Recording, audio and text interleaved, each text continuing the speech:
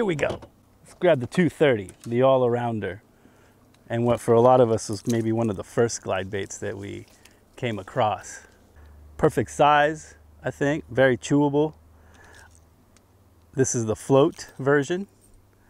And a lot of us, when we hear the floating, we automatically think like, oh, it's gonna be a topwater. And that's actually not the tune here. This is more like a heavy float, which means when it goes in the water, just the tip, like the back of it will be out of the water and the tail. The head stays underwater.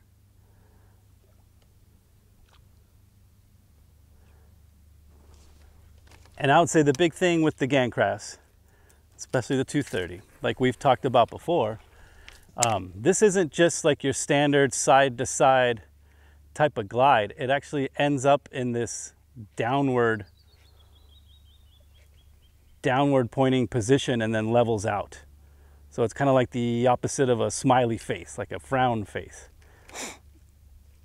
Much more dynamic, and it also allows you to like make the bait dive, kind of like a bird throwing the air out of its wings, or like a fighter jet shooting down. I can give it 2 good pops, and now boom, I've ripped down there, and I can work the bait again on that dynamic glide a lot further underwater. Straight out the box, the bait will rise back up to the surface. But of course, one of the great things you can do is add lead weights, and then you tune it to your water temperature to where when you do that dip down, that like diving of it, it won't rise back up. It'll just stay down there. And now you can keep it and, you know, play it down there at whatever speed you want. So for me, I think the floater is the more versatile one that can be tuned however you want. Or you can even keep it a floater, which has done great for me, surprisingly, on like when it's just starting to rain or when it's really cloudy out. There's a lot of times when I'll just throw it out and just letting it sit there with a few little movements every once in a while, letting it rise back up, has gotten me bit a lot on this bait. But very versatile with that float tune. Even on the float, it seems to just hang down there too. I've thrown them on mono, copoly, fluoro. I don't think there's a wrong choice, and obviously as fishing goes, it's all about the situations and your conditions that you're dealing with. So you can play around with the line types also. Accented retrieve. They do good with a little bit of rod reaction also. That dip down is done with a rod push. Boom, down it goes. I like to throw the 230 on a Lowdown Customs heavy rod. Parabolic action. And then the reel, I have the Zillion here. Any of like the 300 size reels or even smaller. You know, you don't need a lot of line capacity. You don't need huge line on this one. This is a Sunline, I think 17 pound, 17 or 18, like under 20. I don't feel like this bait is super heavy where it requires like a lot of poundage of line. Of course, the lighter line kind of gives you a little bit better action than the heavier stuff. So some of our, you know, most other glide baits have a very, like, a very steady side-to-side action. And the big thing about this is that just dynamic, a little more lively, more erratic. You know, this type of action with the nose pointing down, it seems to really keep fish off. Like,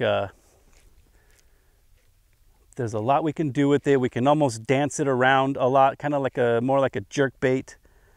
And again, the big push with the dynamic thing and with that downward pointing is that you can make it dive. And then, so if I see a fish, I'll hit it down into a dive, and that way kind of keep him away from the surface.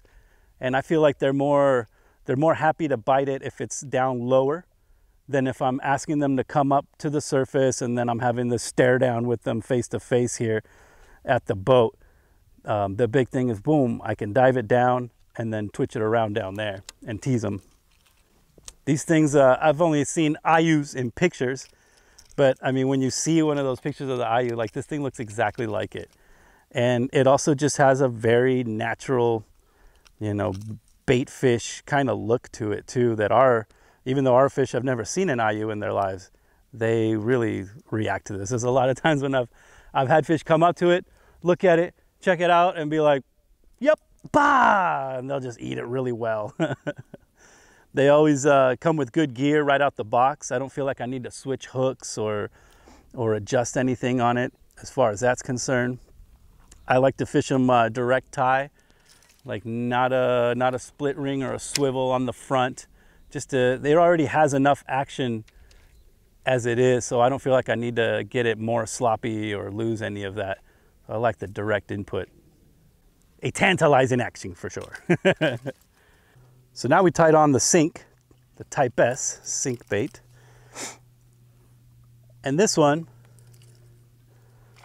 you know, we'll take our 8.5 foot heavy, put him in the water, 1, 2, 3, 4, 5.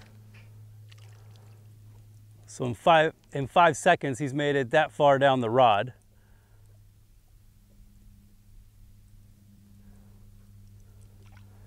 One, two, what would we say, about 6 to 8 inches per second on the sink rate. And this is great if I don't want to mess with lead weights and this and that and be tuning it. This one's kind of already ready to go, especially if you're going to keep it moving, right? But even when you stall it, as you see, just because of that Gan Craft swim, it does hang there for a second, so you can still fish it.